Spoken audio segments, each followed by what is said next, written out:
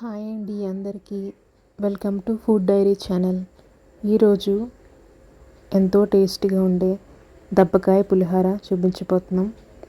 చాలామందికి నిమ్మకాయతో పులిహోర చేసుకోవడం అలవాటు, కానీ ఒకసారి దబ్బకాయతో పులిహోర కూడా ట్రై చేయండి, చాలా బాగుంటుంది. ముందుగా దబ్బకాయ కట్ చేసుకొని ఒకటి జ్యూస్ చేసుకుందాం.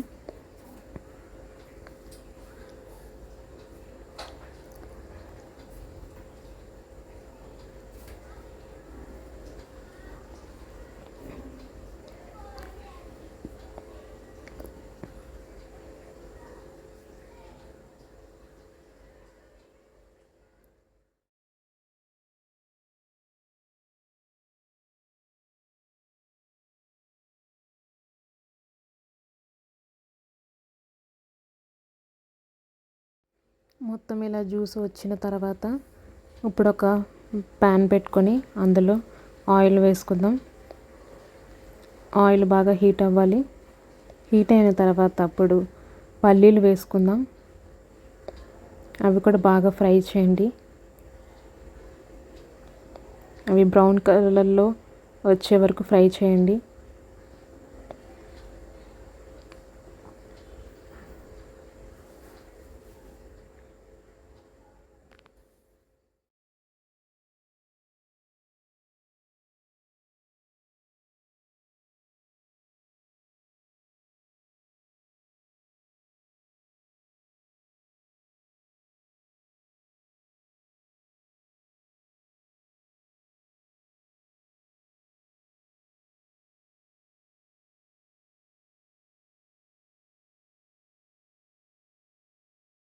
అవి బాగా ఫ్రై అయిన తర్వాత బౌల్లోకి షిఫ్ట్ చేద్దాం. ఇప్పుడు జీడిపప్పు వేసుకోండి. అవి కూడా బాగా బ్రౌన్ కలర్ వచ్చేంత వరకు ఫ్రై చేయండి.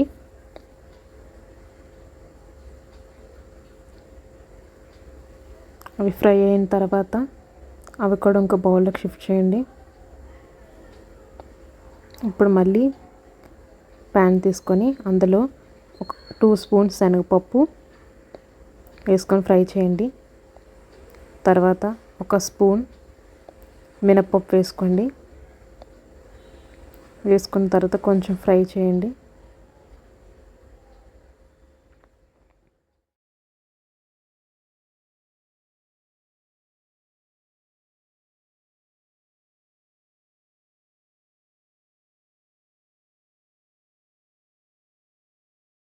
అవి బాగా ఫ్రై అయిన తర్వాత ఒక స్పూన్ ఆవాలు, ఒక స్పూన్ జీలకర్ర వేసుకుందాం. వేసుకొని ఇవి కూడా ఫ్రై చేయండి.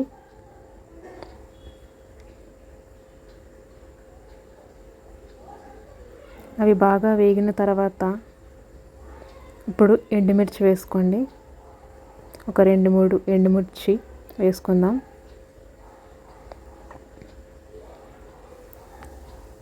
అవి కూడా బాగా ఫ్రై అవనిద్దాం. ఇప్పుడు అందులో కొంచెం అల్లం ముక్కలు,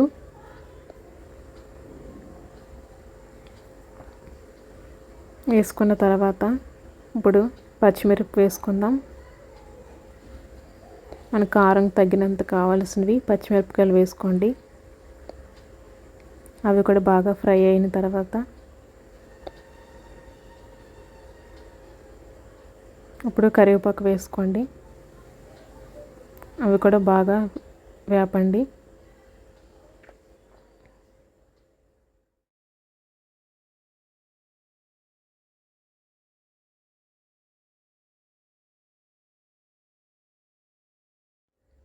బాగా తాలింపు అంతా ఫ్రై అయిన తర్వాత ఒక స్పూన్ పసుపు, ఇప్పుడు ఒక స్పూన్ ఉప్పు వేసుకుందాం. వేసుకున్న తర్వాత బాగా కలుపుదాం. తర్వాత ఒక స్పూన్ నువ్వులు వేసుకొని బాగా ఫ్రై చేయండి.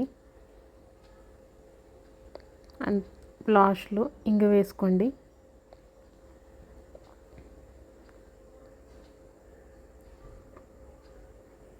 వేసుకున్న ఈ తాలింపు అంతా ముందే ఉడికించిన అన్నంలో వేసుకుందాం. ఇప్పుడు ముందుగానే మనం తీసుకున్న దబ్బకాయ రసం అంతా ఇందులో వేసుకొని బాగా కలపండి. తర్వాత ముందుగా వేయించుకున్న పల్లీలు, జీడిపప్పు కూడా వేసుకుందాం. తర్వాత లాస్ట్లో కొత్తిమీర వేసుకుందాం. అంతేనండి, రెడీ అయిపోయినట్లే.